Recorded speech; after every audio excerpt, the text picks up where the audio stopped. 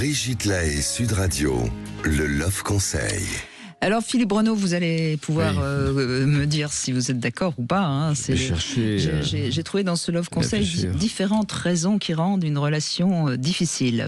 Déjà, quand le ou la partenaire a des addictions, il vaut mieux se poser la question, est-ce que ce sera supportable pour vous avant de trop vous engager? Parce que c'est vrai, on le sait, l'addiction peut être un problème, notamment... Ça dépend du type d'addiction, mais enfin c'est vrai que ce soit les jeux vidéo ou de l'alcool ou la pornographie. Toute addiction va pénaliser la vie quotidienne. Ça fait ça fait du tiers qui pénètre à l'intérieur du couple. C'était, dernière petite parenthèse, puis je vous laisse dans le Love Conseil, jusqu'à il n'y a pas longtemps, parce que je faisais un cours là-dessus hier à mes étudiants, c'était la cause de séparation première jusqu'à il n'y a pas très longtemps, c'était les addictions et notamment l'alcool.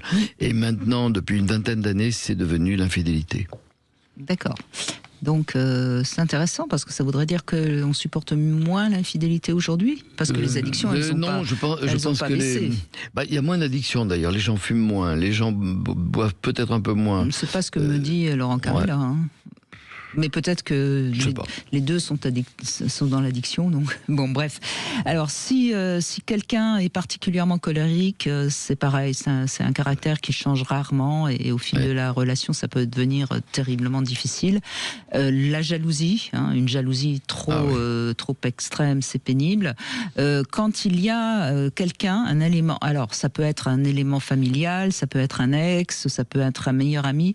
Si cette personne ou la mère aussi, j'oublie la fameuse belle-mère, si elle est trop présente dans le couple, ça va peut-être poser aussi un problème au fil du temps. Il faut pas qu'il y ait quand même quelqu'un qui s'immisce trop dans la vie du couple. Ensuite, il y a les dysfonctionnements sexuels, lorsque vraiment il y a une différence de désir trop importante, ou s'il y a des pratiques sexuelles qui ne sont pas acceptées par l'autre, ça, au fil du temps, ça ne s'arrangera pas. Voilà. Après, il y a des choses toutes simples, mais par exemple, s'il y en a un qui adore la campagne et qui l'autre veut sortir tous les soirs en ville, ça pourra pas marcher. C'est ce que je parlais tout à l'heure des valeurs. Il y a quand même des choses qui paraissent. Et puis moi, j'aime bien parler de ces fameux cartons rouges. Vous savez, c'est ces trucs qui, au départ, vous les voyez, vous trouvez ça un peu pénible, mais vous vous dites, c'est pas grave, je l'aime, je vais l'accepter. Non, un carton rouge, on l'accepte pas. Si par exemple vous détestez les chiens et que elle a des chiens, à un moment donné, ça sera insupportable pour vous. Mais oui, vous avez complètement raison. C'est-à-dire que souvent, l'acceptation, les choses qui sont acceptées pendant un mois, et puis je l'accepte pendant 6 mois, mais ensuite on peut pas revenir en arrière, et ça va faire une distance, ça va même, mais c'est compliqué dès le début de devoir dire c'est terminé parce que tu n'aimes pas la campagne, tu n'aimes pas les chiens, mais c'est très vrai, je pense à ce que vous avez dit par rapport à la ville où j'ai vu 2 ou 3 histoires que je suis sur l'un qui est vraiment quelqu'un de la ville et l'autre qui a vraiment envie de s'éloigner. Et là, il y a une vraie incompatibilité et les gens sont tiraillés parce qu'ils sont vraiment attachés.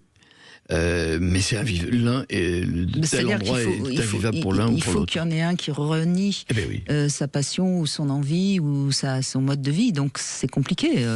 C'est certainement plus compliqué aujourd'hui parce qu'il y a une époque où finalement la femme suivait assez facilement. Et je pense par exemple quand on en a un des deux qui va avoir une promotion dans une autre ville, qu'est-ce qu'on fait ? Oui, alors ça c'est très vrai. Alors toujours pareil, les jeunes générations ne vont pas être acceptants.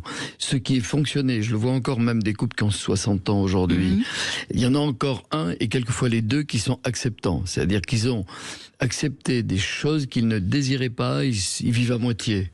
Mais ça existait, ça. On était appris à être acceptant. Aujourd'hui, dans les jeunes générations, c'est pas possible. Et donc, d'une certaine façon, peut-être que ça résout une part des problèmes. C'est-à-dire qu'on va pas se mettre en couple parce qu'on voit très vite qu'on ne sera pas acceptant. Les valeurs qui ne sont pas les mêmes.